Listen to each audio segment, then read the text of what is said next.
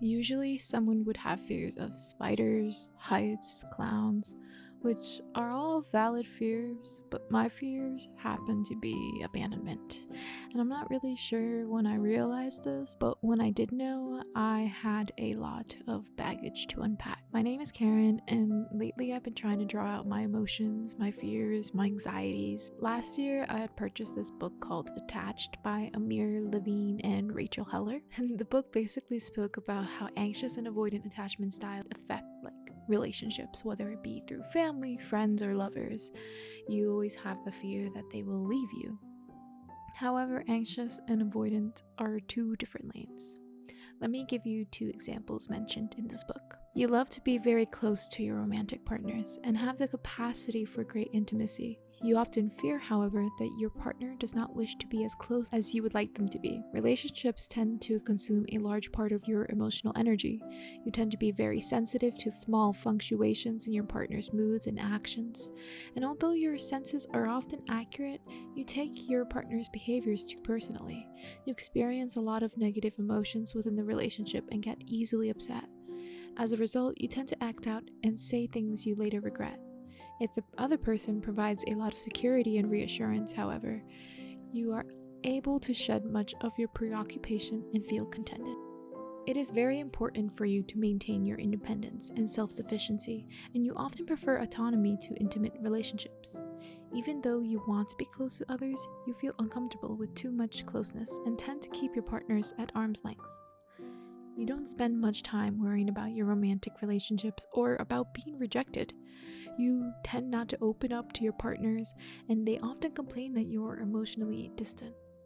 In relationships, you are often on high alert for any signs of control or impingement on your territory by your partner. Now, if you told yourself that you're the first description, like that's so accurate for you, you have an anxious attachment style, which welcome to the club. And as for the second, you have an avoidant attachment style. If you related to neither, you are secured. This all stems from childhood and how you were raised. As children, you may have had a caregiver who ignored your need or had an abrupt behavior that may have traumatized you. Well, at least for anxious attachment people, me being included. Now, don't get me wrong, I love my parents and for all they have done to care for me, but some things kind of just stuck to me. But Karen, why does this have to do with drawing your fears and your drawing in this video? Well, basically, I portrayed my fear of that. Of all the relationships of any sort that I had been in, I was instantly attached to whoever showed any attraction to me. But as it wouldn't work out, I would be left heartbroken. I wouldn't want to date anyone until, I don't know, whenever I was alone again. I hate being alone. It wasn't until last year that I started to focus on making myself feel more secured. And I've definitely gotten a lot better. Would I say that my partner has had some part in helping me? Yes, absolutely. I've never been so lucky to find someone who is patient, loving, and gives me constant reassurance. Even when I know that he'll never leave me because he has proven that countless times, I have the fears of what if he'll leave me because the world takes him from me? What if I'm not able to say my last goodbye, get my last hug, kisses, whatever? He has just been Thanos'd into the air. That thought came to my head from time to time, and it still does, especially when I'm alone with my thoughts. So that's where this title comes along. Please don't go. Please don't go. I'm afraid to lose you. I'm so focused on the potential what ifs that probably won't even happen, and then I just get lost in the hypotheticals. I'm not living in the now. I'm not living in the present. I'm not experiencing the present as I should. If he doesn't text me, I assume that the worst has happened, or maybe that he will leave me for whatever reason, that he's quiet, he doesn't speak much. I assume, oh my god, he hates me, he doesn't love me anymore. Small things like that, it doesn't even matter, but that's just how I react to things. And honestly, I do feel like that it aligns with my anxiety as well. But I do try to kick those thoughts to the side and hug him ever so tightly.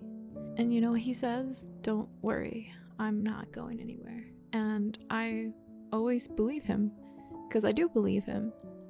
But that still doesn't stop me from having these awful thoughts or these awful dreams that he's gone.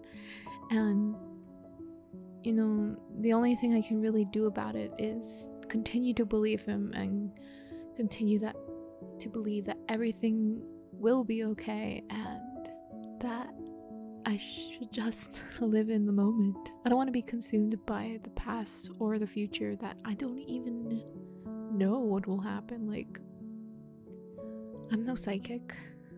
I'm no That's So Raven.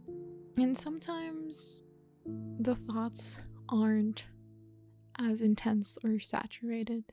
Sometimes I am able to ignore it, sometimes they don't come at all. But the moments that I do have those feelings or those thoughts, the best way to handle these thoughts and stuff is to talk about it, whether it be with your friends, your therapist, your partner, whoever you trust to give you compassion, love, and patience. Go to that person and just talk about how you're feeling and let them know that they need the reassurance that you're not going anywhere. And reality check, if your partner or whoever just says get over it, doesn't give you the reassurance because they're tired of you always saying it, drop their ass. Like, you don't need that in your life. Find someone who will treat you with kindness, because you are a human who deserves just as much love as everyone else, just as much love and care and compassion that maybe you, and attention that maybe you weren't able to receive as a child. But also remember that it's not all on your partner or whoever.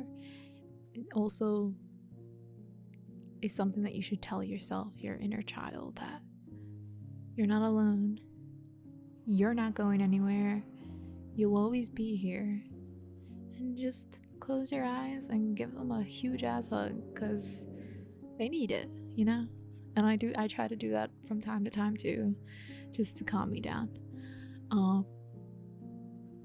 But yeah, now that I've stopped having the urge to cry after reading this script, I hope y'all have enjoyed this type of content video I made today.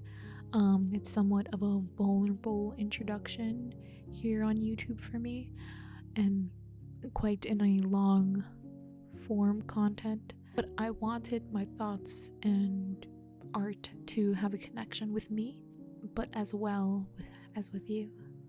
So thank you for listening on my little spiel, and these will be available as prints some point this month.